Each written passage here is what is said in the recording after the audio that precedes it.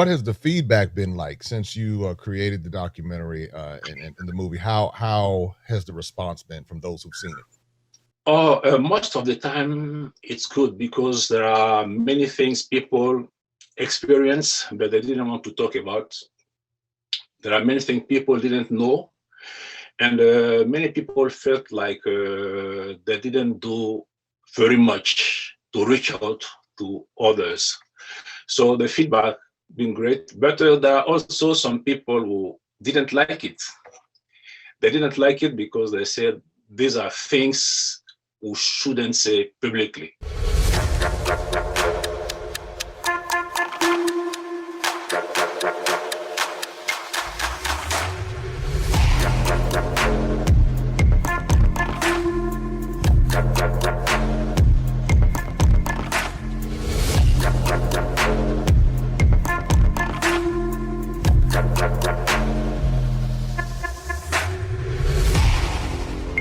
I want to thank everybody for joining us for this session. And I have someone who has created a documentary that I believe every person who's a part, whether you're in Africa or whether you're in the UK or whether you're in America or Canada or wherever you fall in the African diaspora, I believe it is something that you need to see because there were no stones left unturned. It was very thorough. It was very informative. It was inspirational. It was very honest, and it confronted a lot of issues that have either been swept under the rug or just not talked about appropriately. And so today we have the executive producer, the creator of Black in Black, the movie, Mr. Zadi Zokou. And I want to thank you for joining me today. How are you? Good, how are you? I'm doing well, and I know that you created this documentary because you actually live in the United States, but you are originally from Cote d'Ivoire, Yes. also known as Ivory Coast, and I'm sure you probably speak fluent French. Yes. Yes. And what just what tribe are you from in Ivory Coast? It's the Bete. Bete. Okay. Bete, they're part of the larger crew, uh, tribal group. Okay. Is that a part of the? Is it the Akan? Are they a part of the Akan or not? No, the crew. Oh, crew. Okay. Okay. Crew. Yeah. So now the interesting thing is that I was born in Charleston, South Carolina, Mhm. and I was able to trace my African ancestry roots to the tribe in the Temene tribe in Sierra Leone. Now, Mhm. that was not until recently, and I had to be very intentional about doing it. But one of the things that I've discovered from most people who come from the continent of Africa, meaning you were born there or you have first or second generational roots there, you know your tribe. Whereas many of us here in America are clueless. And so that's another reason why I think your documentary is so important. Now, what inspired you to create this movie? It's a couple of things. My initial goal was to celebrate the kinship between African Americans and African immigrants. I was a new immigrant to the US, and I met several African Americans in film festivals in Africa and in Canada when I was in my country. So I had a bond with them, and I felt like we had to be together. So when I came here, I decided to make a movie about celebrating our kinship. But something happened. Oh, Yeah, one of the first African American friends that I had here, yeah, I asked her to be part of the movie, and she said no, she doesn't want to do it because she doesn't want to hurt her African friends with what she's going to say. hmm. I said, wow. So later at the film festival, I met another African Americans who told me, I told him that I live in a town that is mostly white. He said, but are you feeling comfortable there? I said, well, so far I have no problems. He said, really? I said, yeah. And he told me right in my face that I see you are one of those Africans who have been brainwashed. Oh, wow. Yeah. So I felt like there was an issue. There was an issue. So I did some research and I found a lot of stuff. So from celebrating, it became fixing issues. So that's how I made this movie, and the ultimate goal is to spark a conversation, because we need to talk to each other and to sort out things. What has the feedback been like since you created the documentary and the movie? How has the response been from those who've seen it? Oh, most of the time it's good, because there are many things people experience but they didn't want to talk about. There are many things people didn't know, and many people felt like they didn't do very much to reach out to others. So the feedback been great, but there are also some people who didn't like it. They didn't like it because they said these are things we shouldn't say publicly. Yeah, but that's part of the conversation also. We shouldn't say publicly. So it's mixed reactions, but most of the time people like it, and people get engaged after viewing the movie. And what I do usually when a college, for instance, or a community invite me for a screening, what I do at the end, I let them a DVD, yeah, for them to continue the conversation. And I remember there's one high school in the middle of the country here, really in the middle of the country, and in the middle of the winter last year, that invited me. And at the end, they decided to use the movie in the curriculum. Really? In the town, yeah. So the reaction has been good so far. Well, I after I saw it, I was moved. It moved me to reach out to you, and I said I have got to speak to him. I said because there is something. It's good because you are from Cote d'Ivoire, Yeah. but you understand, or you were willing to learn the story of those of us here in America who were so displaced. And I think the other thing I saw that you did was you did a DNA test. Yeah.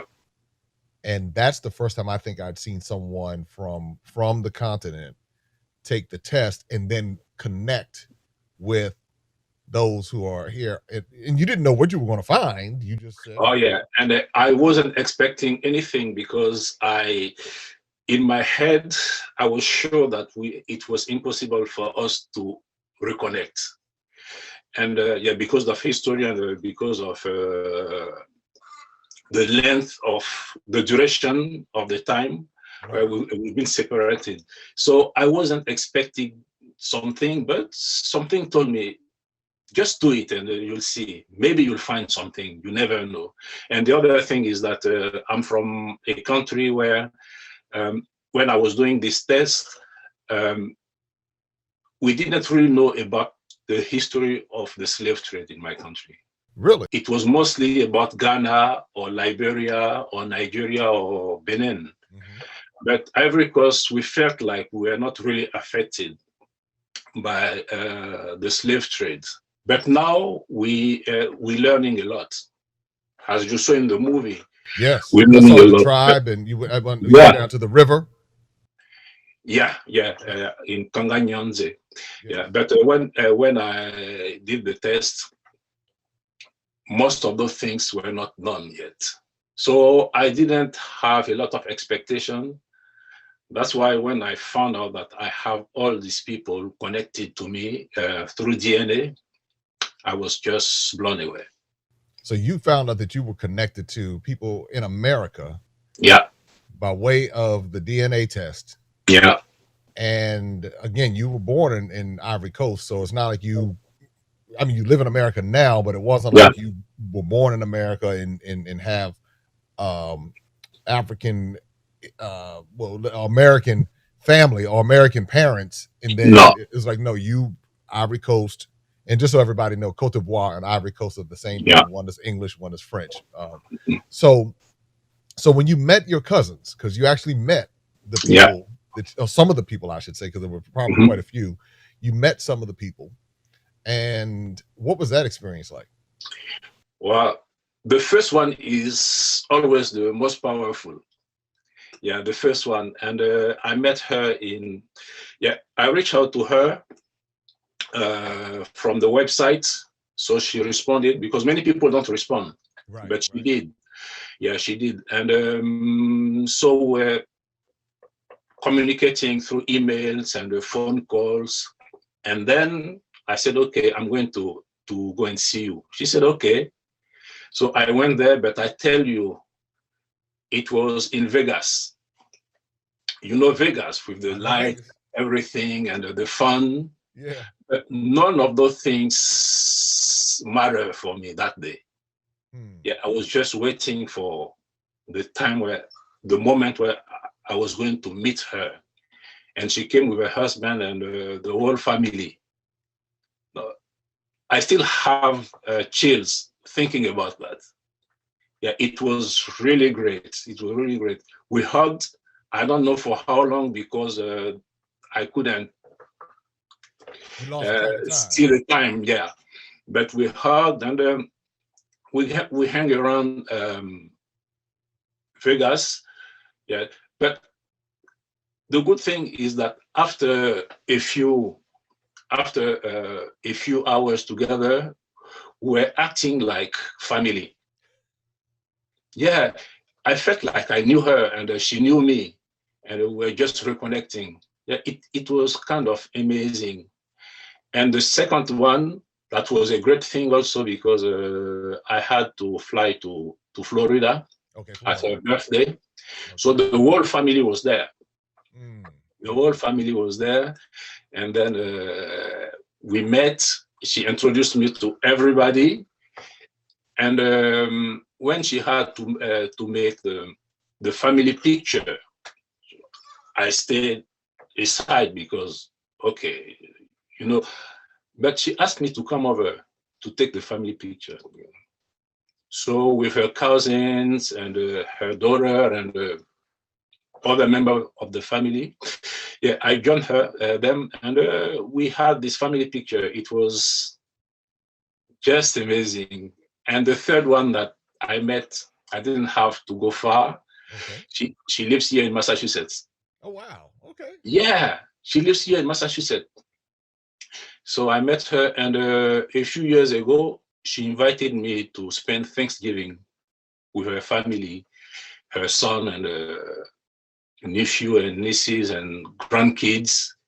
Yeah, so we spent Thanksgiving together, and that was so. I kept in touch with them, but what is interesting is that I those people, they are not people I'm connected with randomly, Mhm. because I'm connected to people from the same family, for instance, the mother and the kids, Okay. or the mother and the cousins, or uh, siblings. And some of those people are interconnected also, some of Really? those families. Okay. So I feel like I get in an extended family. And we keep researching because I'm getting more and more, but I'm more focused on those who are the fourth cousins who are closer to me. Yeah. Yes. Yeah, the Yeah, that's closer. just amazing. That is that when I saw that I was I couldn't because I'd never heard of it happening before. I'd never heard of someone Um, from Africa because we do the test here oh yeah. because we're trying to find, I guess, relatives here. I've done all of the tests and found so many relatives just here in the U.S. And I know the tests are not prevalent anywhere in Africa, any one Yeah. of the countries. That's not the standard. That's not the normal thing that people are doing because people know Mhm. their tribes, they know their Yeah. family, and but part of it is because of what you talk about with bridging the gap. Well, like you said, in Ivory Coast, a lot of people didn't even think they had a part in the slave trade. So it Yeah. wasn't the history. So it's like, well, why am I going to take this test? Why am I going to spend the money for this test? It might not be readily available. in in different parts of Africa. So I think that connection and what you did with that is it really helps to bridge the gap. Let me ask you this question. Why do you think it's important for many people who are a part of the African diaspora in America, who were born in America, to travel to different parts of Africa? And I normally say West Africa because that's where many of us have genetic connection. I've been to East Africa. I've been to the top of Kilimanjaro, been to Ethiopia, Zanzibar, but I've been to Ghana, Cote d'Ivoire, which I love Cote d'Ivoire. Cote d'Ivoire was the most hospitable place that Really? I loved it. I love the food, the culture. Can't wait to go back. So, and I don't speak any French. I don't speak any French at all. So, many people there speak some English, so it was enough. yeah. It was enough. So, and I've been to Togo. I've been to Benin also, and I'll be in Sierra Leone shortly. So, why do you think it's important for those in the African diaspora in America to travel back to Africa? Yeah, good question. Thanks for that question. I think it's important for several reasons. The first reason is what I first tackled in the movie, the stereotypes. Because I know that many African Americans that I met here, they're not very proud of the state of Africa right now. And some of them don't want to associate with Africans because of what they see on TV and in the news and everywhere. So it's good for them to go to the continent and see for themselves what the continent looks like. Because I don't know if you saw the thing from Chimamanda Adichie. She's a Nigerian. She writes novels, and she did something online that you should see, where she speaks about one-sided story. Yeah, the danger of the single story. That's the title. The danger of the single story. I'm writing that down right now. Yeah. The danger of the single story. Wow, that sounds powerful already. Oh yeah, it's you're going to see yourself. It was great. Wow. And basically she says one story told over and over becomes the story. But in everything, there are two sides of a story. So instead of getting just using one side of the story, African Americans should go there and see the other side of the story. So the other side of Africa, see for themselves, and I'm sure they're going to find something to be proud of. So this is the first thing. The second thing is, let's speak about business a little bit. All right. Because Africa right now, everybody goes to Africa for business. People are complaining about the Chinese who are there, and you have the French in my country. Everybody goes there for business.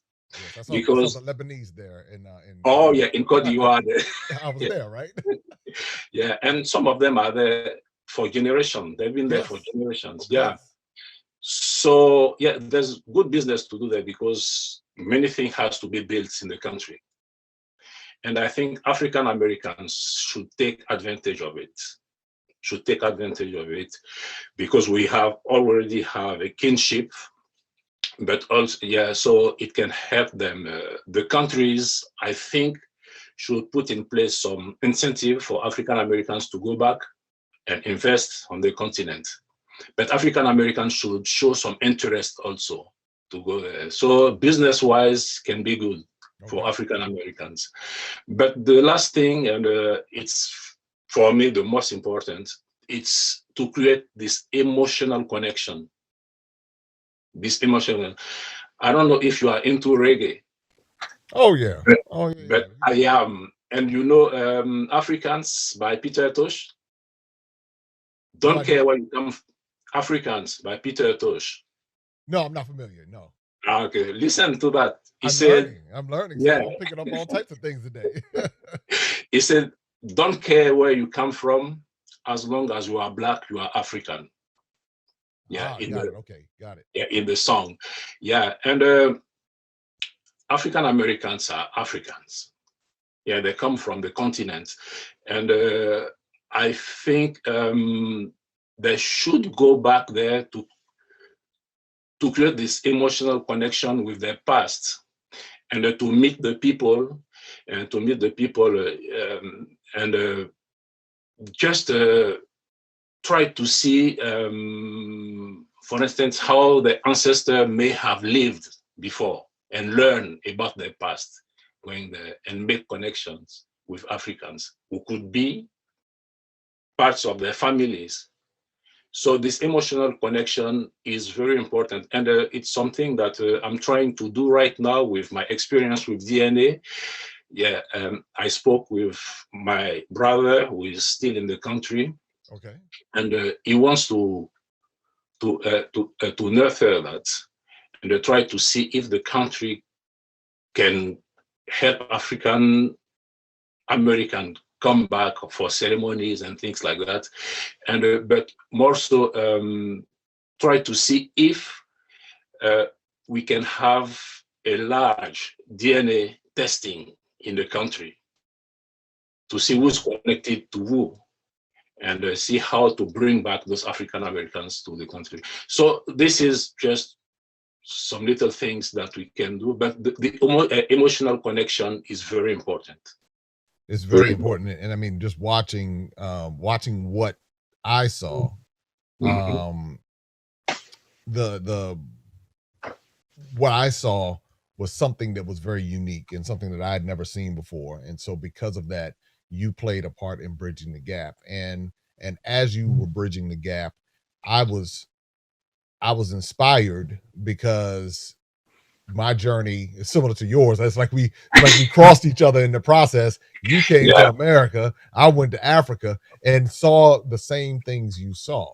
And one of the main reasons why I encourage people to visit is because when you see for yourself, you realize that the narrative that we have been told in America, it is not entirely accurate. Some of it is, but it's one-sided. It's not the whole story. So so it prompted me to wonder, well, why don't they want me to go back? Why is it that they have demonized this continent and these many countries so badly? And then what happened when I got there and I saw all of the Europeans and all of the Asians and all of Lebanese at home, comfortable. I said, yeah. Well, I said, if it's so bad, why are you all here? If it's so poor, and then that's when I realized that Africa's not poor.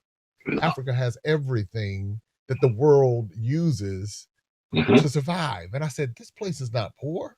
This place is wealthy.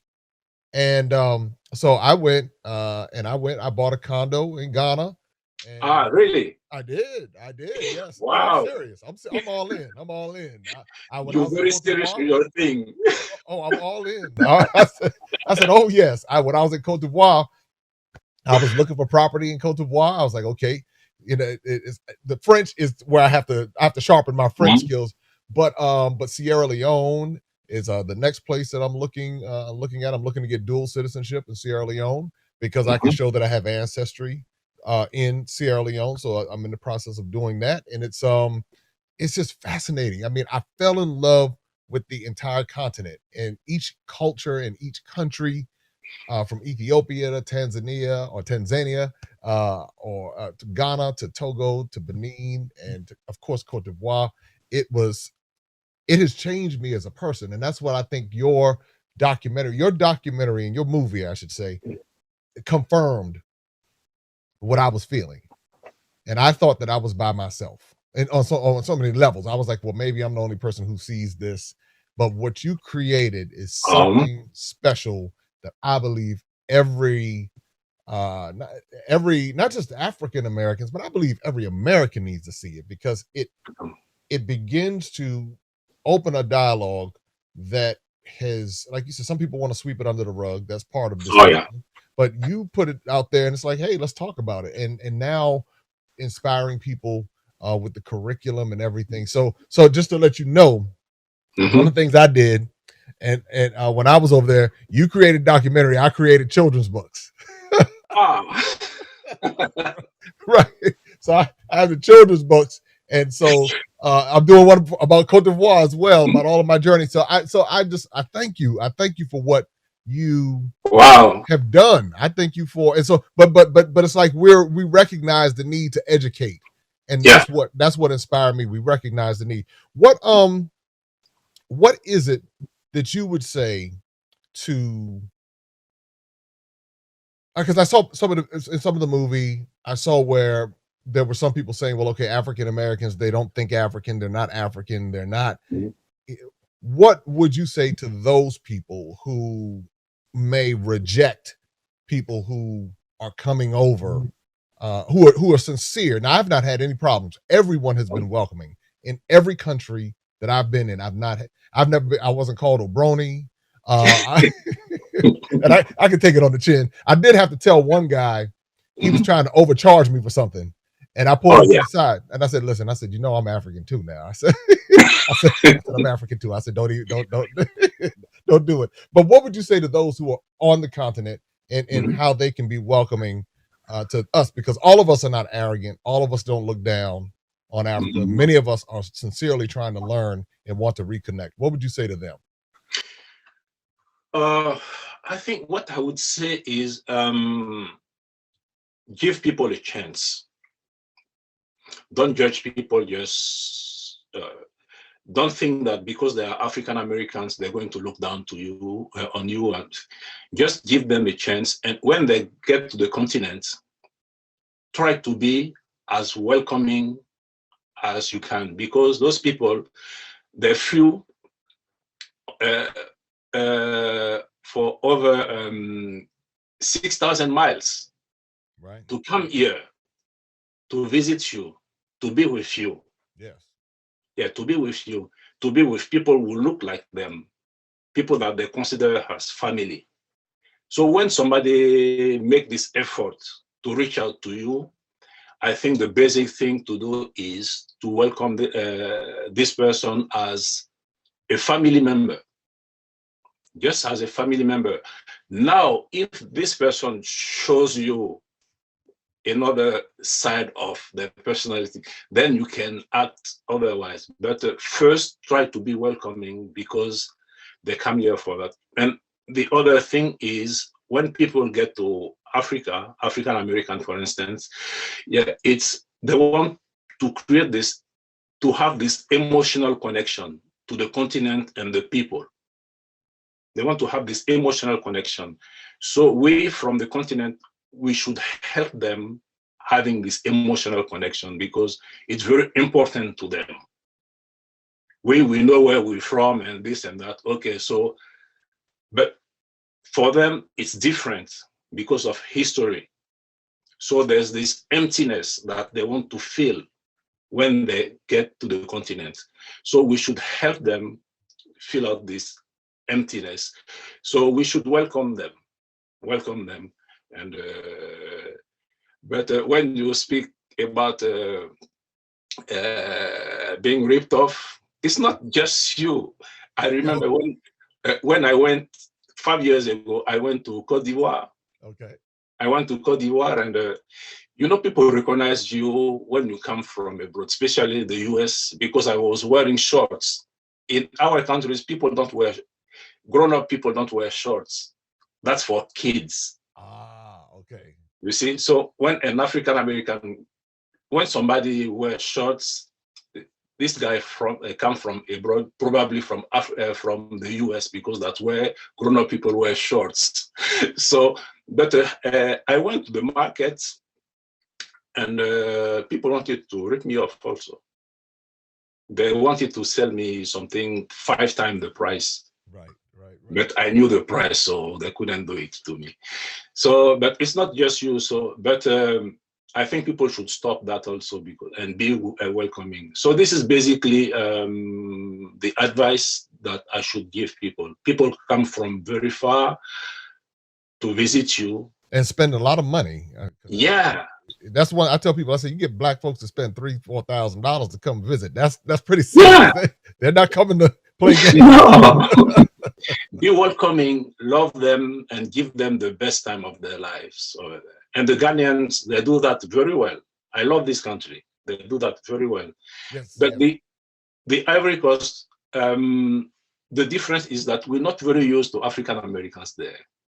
Oh, but y'all There's treated not, me well. You treated me well. I had no yeah, problems. None. I loved it. I loved it. Can't wait to yeah. go I back. mean, there's not a lot of African Americans there, No, like it wasn't. in No. Ghana. Yeah, we have more people from the Caribbeans. In Yeah, France. yeah. So, but I think little by little, people are going to get used to African Americans because you saw the thing in Kanganyanze, and every year in July, people from the diaspora, including African Americans who found their roots in Cote d'Ivoire, they go there for this ceremony. So I think little by little, yeah, we're going to get used to African Americans, and I'm going to fight for it also because of what I found. I think I have the duty now to fight for African Americans to visit more of the country and the continent. Absolutely. And this is my last question for you. What would you say to those of us who are here in America who use the excuse of those Africans sold us into slavery or sold my ancestors into slavery, so I don't want to go back? I've heard this come out of the Caribbean. I've heard people from Jamaica say it. I've heard people from America say it, and it and I think even somewhere along in my journey, I might have even said it myself without understanding the full context of the story. Oh. So I think because that's what they tell you. But just like how they would pit the Ivory Coast against Ghana. So the Yeah. French colonies would pit them against the British colonies. Those French are thieves or the British are thieves, and it would pit each other. It's kind of like Jamaica versus Haiti. It's like this mind game that people play, and it's like we believe it without understanding it's a one-sided story. It's not the whole story. It's a part of the story. So what would you say to us who have that hang up or use that as an excuse not to visit? I would say that this is something that happened long time ago. And I would tell them that in Africa right now, we're aware of it. And what we're doing now is asking for forgiveness. They should forgive, not forget, but at least forgive, because many countries and many Africans like me, we know that this happened, even though it's not the whole story. But in some way, Africans were complicit also during the slave trade. So the first step is to acknowledge the thing. Okay, you're right. Okay, we apologize for that. And now, if you want, you can. Oh, if you want, you're good to go. Yeah, if you want, you can come over and we can have a larger conversation about this topic.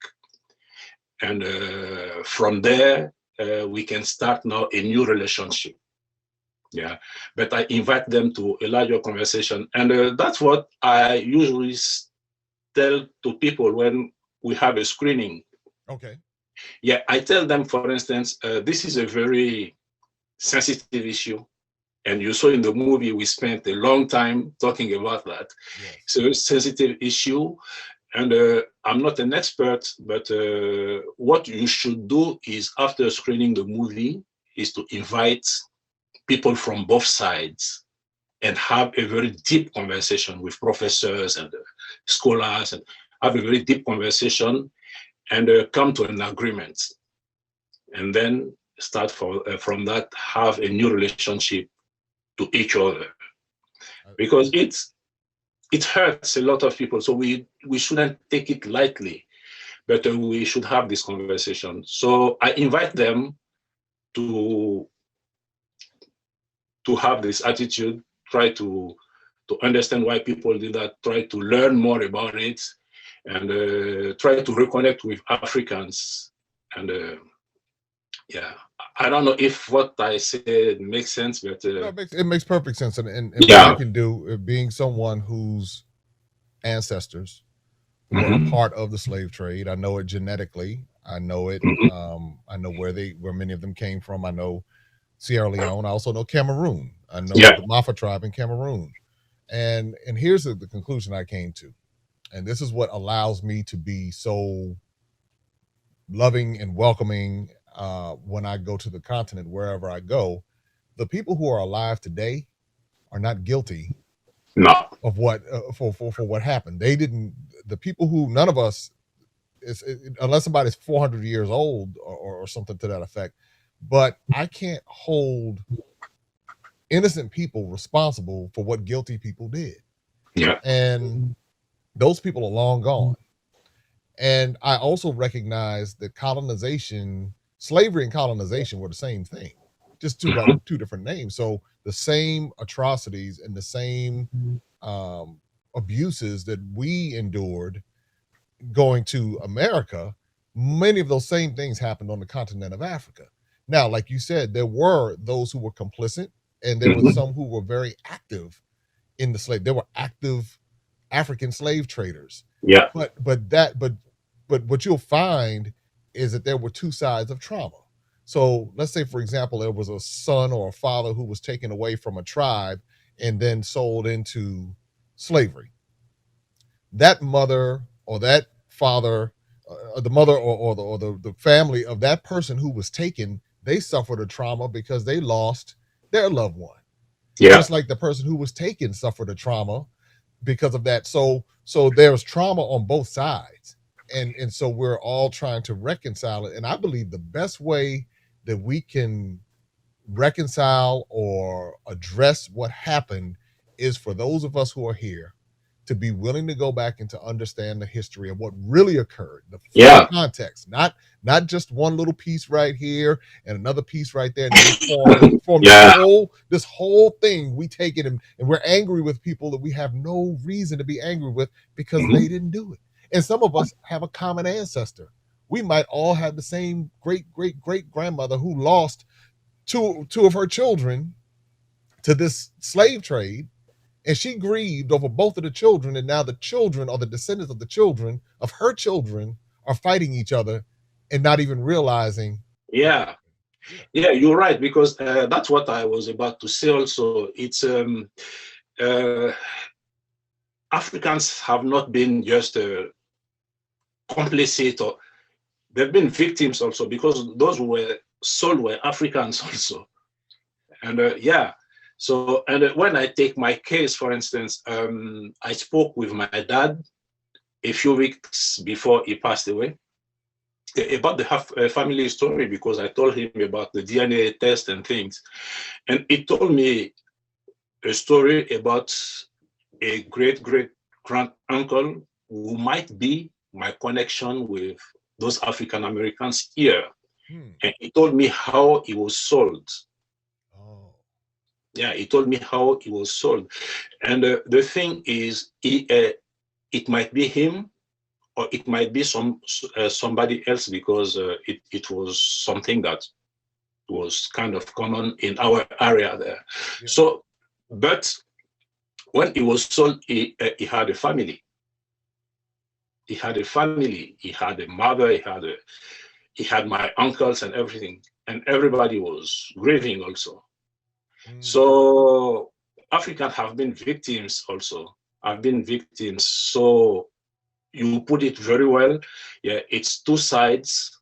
It's two sides. That's why we should have this conversation to fully understand the extent of the issue, and try to reconcile things, and start a new conversation, a new relationship from there. Well, I am here talking to Mr. Zadi Zokou. He is the producer and the creator of Black in Black, the movie, and it is a movie that everyone needs to see. It's available in different community centers and colleges. And if there's a screening that you would like to host, I'm sure that you could work that out with Mr. Zokou and how. And if someone wants to be able to reach you, how can they reach you online as far as like a website, Um, or how can they find you? yeah, they can reach me on my website. The website of the movie, it's www dot blackandblackthemovie.com. You know, we've been having this conversation, and Mhm. it's been refreshing for me. and I think that it's been valuable. And I think for those who are watching it, to see someone from America and then someone from Africa, to be able to have this type of dialogue, and a constructive dialogue where there's no vitriol, there's no anger, there's no malice, and we see the beauty of both sides of it. And what you're doing is a tremendous work, and I'm just excited to witness it. And I can't wait for the production and everything that you have going on. So I'm working on. Many people ask me to do a follow-up of this movie. Okay. Yeah, so I'm going to try to do something like that, and I'm going to make a documentary also on my experience with DNA. All right. Yeah, I'm still doing the research, but I'm planning something like that. And I plan a series about the relationships between African Americans and African immigrants, to see all the aspects. And because the movie, to me, was just an overview to spark the conversation. Understood. But now we should take the issues one by one and get deeper. No, you're fine. That's fine. Yeah. Well, I think that's great. Yeah, and go deeper. So and I think that's great. I think it's great, and as everyone is able to see your information at the bottom of the screen. And again, we've been speaking to Mr. Zadi Zokou, and he is the creator and producer of Black in Black the movie. And you can go to the website blackinblackthemovie.com. Yeah. You can find out more information about how you can schedule a screening. So Zadi, I want to thank you again for joining me. I thank you for your wisdom, your insight, and your heart to want to connect both sides of the African experience. And I know many people are going to be moved by your insight to make that trip to the continent, and as well as those who are there on the continent, to be able to embrace and welcome those of us who are part of the African diaspora. So I thank you today. Thanks for having me, and thanks for doing that.